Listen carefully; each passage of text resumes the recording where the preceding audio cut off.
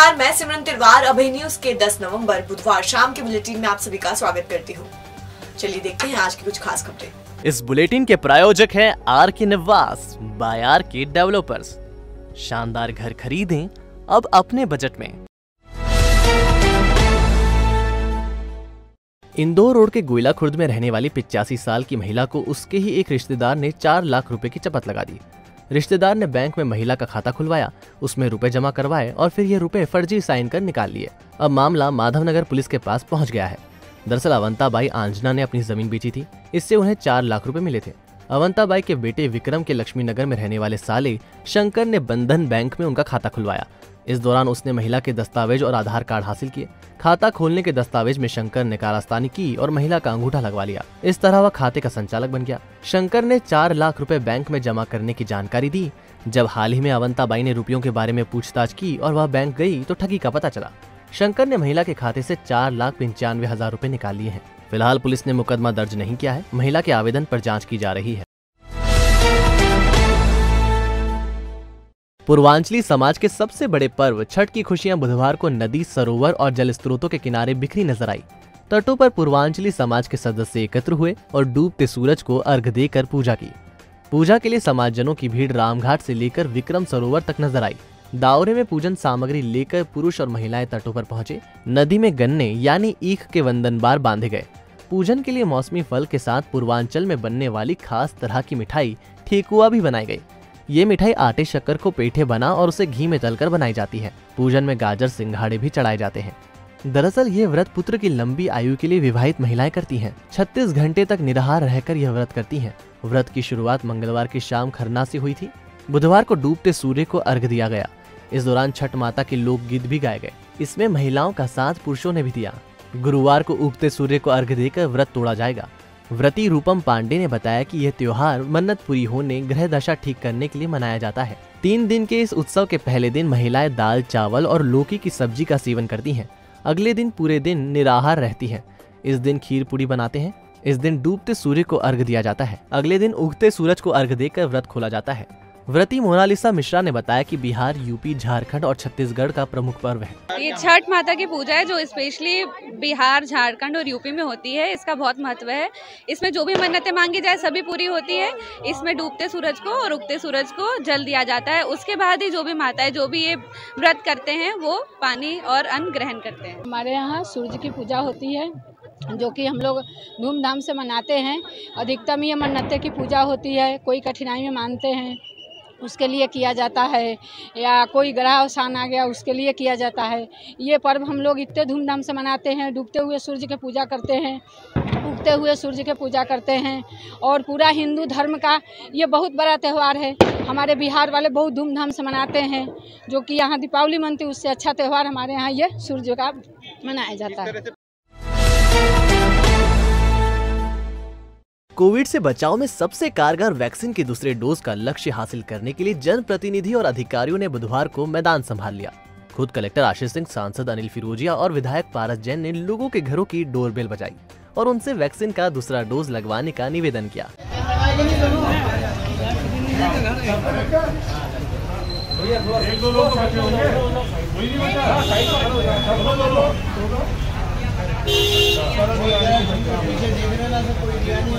पीपली नाका क्षेत्र में घर घर तक गए अधिकारियों और जनप्रतिनिधियों को अधिकतर लोगों ने दूसरा डोज लगने की जानकारी दी। इस दौरान प्रोसेशन रोककर भी लोगों से दूसरे डोज की जानकारी ली गई। बेगम बाग में भी घर घर तक दस्तक दी गई। मुस्लिम बस्ती में यह जानकारी लगी कि यहाँ भी डबल डोज लिया जा चुका है। बच्चे खुचे लोगों ने सेंटर पर जाकर टीका लगवाया। आसपास वाले नहीं लगाए तो लगवा देना। कलेक्टर ने एसडीएम को निर्देशित किया है कि हर हाल में डबल डोज का बैकलॉग 5 दिनों में पूरा कर लिया जाए। शहर के प्रतिष्ठित रियल एस्टेट ग्रुप आर के डेवलपर ने सशस्त्र सेना झंडा दिवस के तहत 1 लाख रुपए का चेक सौंपा। भूतपूर्व सैनिकों एवं उनके परिवारों की कल्याणकारी योजनाओं व पुनर्वास के लिए राशि खर्च की जाती है। आर के डेवलपर के सीएमडी राकेश अग्रवाल ने जिला सैनिक कल्याण अधिकारी कमांडर नागेश चंद्र मालवीय को 1 लाख रुपए का चेक सौंपा। निधि में योगदान देने के लिए जिला सैनिक कल्याण अधिकारी ने आर के डेवलपर का आभार माना। गौरतलब है कि पिछले साल भी आर के डेवलपर ने 1,11,000 रुपए का योगदान दिया था। इस योगदान के लिए राज्यपाल ने उन्हें प्रशस्ति पत्र और स्मृति चिन्ह प्रदान कर सम्मानित किया था। शहर में सुबह और शाम के समय पड़ रही गुलाबी ठंड अब कड़ाके में बदल गई है। बीती रात मौसम की सबसे सर्द रात रही। तापमान एक ही दिन में 4 डिग्री नीचे गिरकर 13.5 डिग्री पर पहुंच गया। दरअसल 3 दिन पहले तक रात का तापमान 14 डिग्री के आसपास चल रहा था। मंगलवार की रात ये बढ़कर 17.2 डिग्री पर पहुंच गया था, लेकिन मंगलवार बुधवार की दरमियानी रात यह एकाएक नीचे आ गिरा। पिछले 5 दिन का तापमान आंकड़ों में देखिए। 6 नवंबर न्यूनतम तापमान 14 डिग्री, अधिकतम 30.5 डिग्री रहा। 7 नवंबर न्यूनतम तापमान 15 और अधिकतम 30.6 डिग्री रहा। 8 नवंबर न्यूनतम तापमान 14.5 और अधिकतम 29.5 डिग्री रहा। 9 नवंबर न्यूनतम तापमान 17.2 और अधिकतम 30 डिग्री रहा। 10 नवंबर न्यूनतम तापमान 13.5 और अधिकतम 30.5 रहा। आज जो न्यूनतम तापमान है वो काफ़ी कम हुआ है, लगभग 3.7 डिग्री तापमान कम हो गया है, जो 13.5 डिग्री अभी रहा है। कारण ये है कि उत्तर भारत की जो ठंडी हवाएं आ रही, क्योंकि अभी कोई वेदर सिस्टम नहीं है, तो जो ठंडी हवाएं आ रही हैं इस कारण तापमान गिर रहा है। कल शाम को जो हवा की गति है वो 8 किलोमीटर प्रति घंटे दर्ज की गई है, जिस कारण ठंडक की स्थिति बनी है। अभी जैसे जैसे ठंडी हवाएं आएंगी वैसे वैसे तापमान कम होगा। दूसरी स्थिति है कि सूर्य दक्षिण की ओर जा रहा है, तो जैसे जैसे दक्षिण की ओर जाता है वैसे वैसे जो किरणें हैं वो तिरछी होने के कारण उनकी तीव्रता कम हो जाती है और दिन की अवधि भी छोटी हो जाती है, जिससे तापमान में परिवर्तन हमको दृष्टिगोचर होता है। शहर के लिए फिलहाल नासूर बन चुके टाटा सीवरेज प्रोजेक्ट की मॉनिटरिंग अब खुद कलेक्टर आशीष सिंह करेंगे। हलकान हो रहे शहर को राहत देने के लिए हर हाल में प्रोजेक्ट को पूरा करने की डेडलाइन जून 2022 तय कर दी है। दरअसल केंद्र सरकार के अमृत मिशन के तहत सीवरेज प्रोजेक्ट का काम टाटा कंपनी द्वारा किया जा रहा है। कंपनी अपने नाम से हटकर नाम बड़ा और दर्शन छोटे वाली कहावत को चरितार्थ कर रही है। बेतरतीब खुदाई, ऊपर नीचे बने चैम्बर, शहर की उधेड़ी गई सड़कें कंपनी के काम की पहचान बन गई है। रोजाना आ रही शिकायतों के बाद अब कलेक्टर ने खुद ही कंपनी के काम की मॉनिटरिंग करना तय किया है। इस अनुसार उन्होंने हर काम की डेडलाइन भी तय कर दी है। इसके मुताबिक बसंत विहार इंजीनियरिंग कॉलेज, महानंदा नगर, साई धाम कॉलोनी तक हाउस कनेक्शन सहित नेटवर्क का काम 25 दिसंबर तक पूरा करना होगा। रुद्र सागर कैचमेंट एरिया में सीवरेज लाइन का काम फरवरी तक पूरा करना होगा। 31 मार्च तक treatment plant, man trunk line और पंपिंग स्टेशनों का काम पूरा करना होगा। बहरहाल अब देखने वाली बात यह है कि कलेक्टर के आदेश को कंपनी के अधिकारी किस तरह लेते हैं। अभी तक तो वह हर आदेश को घोल कर पी जा रहे हैं। कंपनी को अब तक 6 नोटिस दिए जा चुके हैं। जनप्रतिनिधि भी नाराजगी दर्ज करा चुके हैं। पाकीज़ा आपका हुक्म सराखों पर, तो मनाएं इस त्योहार की खुशियां हमारे साथ। मेंस वुमेन्स किड्स के लिए ट्रेडिशनल और वेस्टर्न कपड़ों की विशाल श्रृंखला, footwear, luggage bags, accessories, dress material, home furnishing, economy से लेकर प्रीमियम हर ब्रांड है यहाँ। और हाँ, घर में यदि बजने वाली हो शहनाई तो जरूर देखें पाकीज़ा के स्पेशल दुल्हन के लहंगा चुन्नी, इवनिंग गाउन, दूल्हे के कोट, सूट, जोधपुरी, नवाबी और भी बहुत कुछ। खरीदारी के साथ लाभ लें हमारी फ्री सर्विसेज का। पुलिस परिवारों को मिलेगा विशेष छूट लाभ। पुलिस वर्दी मात्र 379 रुपए में। तो एक बार सेवा का मौका जरूर दें। हमारा पता पाकीज़ा 41 वरा मेर मार्ग, फ्रीगंज, उज्जैन। मंगलवार बुधवार की दरमियानी रात कड़ाके की सर्दी में अज्ञात चोर ने चिंतामण बाईपास की अंग्रेजी शराब दुकान में चोरी की वारदात को अंजाम दिया। वह दुकान से 8 PM विस्की, फॉक्स ऑरेंज शराब के क्वार्टर और 11,985 रुपए नगद ले गया। दरअसल चोरी की यह वारदात रात 11:50 से लेकर रात 2 बजे के बीच हुई थी। दुकान का सेल्समैन दुर्ग निवासी जय किशोर साहू दुकान बंद कर कहीं गया था। वह रात 2 बजे लौटा तो दुकान के ताले टूटे पड़े थे। अज्ञात बदमाश विस्की की 12 बोतल, फॉक्स ऑरेंज के 10 क्वार्टर और काउंटर में रखे 11,985 रुपए नगद चुरा ले गया। साहू ने चोरी की रिपोर्ट चिंतामण थाने में दर्ज कराई है। एक अन्य घटना में भैरवगढ़ थाने के रुईगढ़ा रोड पर लगे ट्रांसफार्मर से अज्ञात बदमाश ऑयल चुरा ले गया। चोरी गए ऑयल की कीमत 12,000 रुपए आंकी गई है। भंडार में बीजों का रिकॉर्ड नहीं मिलने पर कृषि विभाग के उप संचालक ने जलालखेड़ी के तनिष्क एग्रो इनपुट का लाइसेंस सस्पेंड कर दिया है। दरअसल कृषि विभाग के अधिकारी जलालखेड़ी स्थित तनिष्क एग्रो इनपुट पर जांच करने पहुंचे थे। यहां रिकॉर्ड मांगने पर संचालक प्रस्तुत नहीं कर सका। ऐसे में तत्काल प्रभाव से लाइसेंस सस्पेंड कर दिया गया। गौरतलब है कि रबी सीजन की बुवाई के चलते कलेक्टर ने खास तौर पर खाद बीज दुकानों का निरीक्षण करने के आदेश जारी किए हैं। इसके चलते पूरे जिले में जाँच की जा रही है।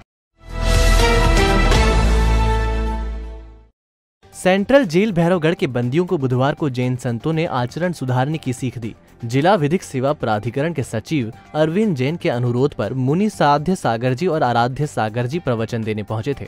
संतों ने कहा कि यह संसार ही जेल समान है। सभी व्यक्ति यहाँ किसी न किसी तरह की सजा काट रहे हैं। हम अपना आचरण इतना परिष्कृत रखें कि हम जेल से बाहर निकलने के बाद अच्छा जीवन व्यतीत कर सकें। अरविंद जैन ने कहा कि संतों के प्रवचन से कैदियों के जीवन में गुणात्मक परिवर्तन आएगा, ऐसी उम्मीद की जा सकती है। कार्यक्रम को जेल अधीक्षक उषा राज ने भी संबोधित किया। हम सभी ये जानते हैं कि संसार एक जेल खाना है। यहाँ पर सभी जितने भी व्यक्ति हैं वो सभी किसी न किसी रूप में एक जेल की कैदी की तरह बंद हैं और इनके जीवन में कुछ ऐसा बदलाव आए कि ये यहाँ पर भी अच्छे से अपना जीवन काट सकें और जब बाहर निकलें तो एक अच्छे व्यक्ति की तरह अपना जीवन व्यतीत कर सकें। इसी उद्देश्य से आज मैंने पूज्य साध्य सागर महाराज जी और पूज्य आराध्य सागर जी महाराज जी के प्रवचन जेल प्रशासन, जेल अधीक्षक मैडम के सहयोग से यहाँ पर रखवाए हैं। सबसे पहले तो मैं जो माध्यम है एडीजे साहब, जैन साहब, उनका हम लोग ऋणी हैं उनका धन्यवाद देती हूँ मैं कि जो वो उनको साधु संत महंत महाराज जी को, मुनि महाराज जी को और ऐसे व्यक्तित्व को वो लेके आए कि जिनसे हम लोगों के लिए, हमारे बंदी भाइयों के लिए सुधरने का, अच्छा करने का मार्गदर्शक बनके वो उन्होंने जो प्रवचन दिए उससे उनके जीवन में परिवर्तन आएगा और बंदियों ने शपथ भी ली है कि हम लोग सुधार करेंगे। अब मैं समझती हूँ कि आज इतना बड़ा सौभाग्य का दिन है हम लोगों के लिए, हमारे बंदी भाइयों के लिए, कि जब प्यासा पानी के पास जाता है, लेकिन आज ज्ञान का सागर, ज्ञान का समुद्र स्वयं जेल में चल के प्यासों के पास आया है और ज्ञान रूपी बूंदों से पानी पिला रहा है। इससे बड़ा सौभाग्य आज हमारे कैदियों का हो ही नहीं सकता। इसके लिए मैं धन्यवाद देती हूँ। मैं इनके प्रति जेल परिवार की ओर से धन्यवाद देती हूँ, कृतज्ञता ज्ञापित करती हूँ। Thank you. जय हिंद, जय भारत। प्रभारी मंत्री जगदीश देवड़ा गुरुवार को मीसा बंदियों का सम्मान करेंगे। इन्हें तामपत्र देकर सम्मानित किया जाएगा। जिले के 150 लोकतंत्र बचाओ सेनानियों का सम्मान कार्यक्रम में किया जाएगा।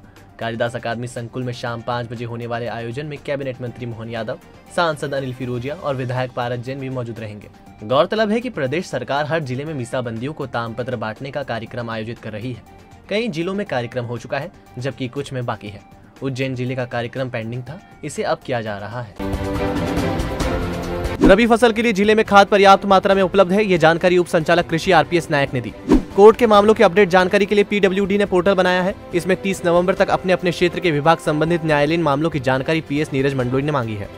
एग्रीकल्चर, इंजीनियरिंग, मेडिकल, फार्मेसी और मैनेजमेंट की पढ़ाई अब हिंदी में भी हो सकेगी। अटल बिहारी वाजपेयी हिंदी यूनिवर्सिटी के माध्यम से ग्रंथ अकादमी हिंदी में किताबें तैयार करवाएगी। झारड़ा कॉलेज के नए भवन के लिए 4 करोड़ 34 लाख की राशि स्वीकृत कर दी गई है। नया भवन बनने से महिदपुर और झारड़ा के बच्चों को उच्च शिक्षा में मदद मिलेगी।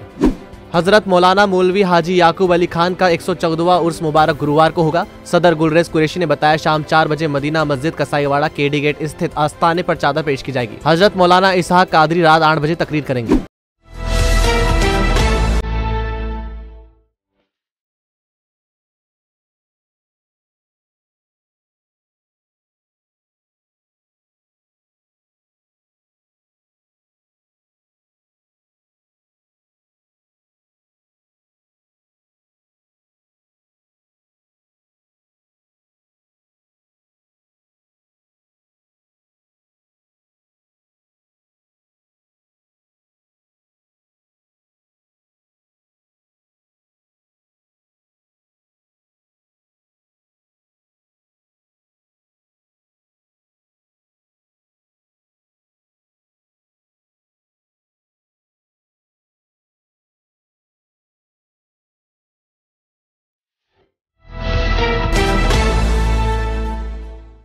आपने देखा अभय न्यूज का आज का बुलेटिन। अगर खबरों को लेकर आपके पास कोई फीडबैक है तो हमारे कमेंट सेक्शन में जरूर बताइएगा। कल फिर मिलेंगे इसी समय। नमस्कार।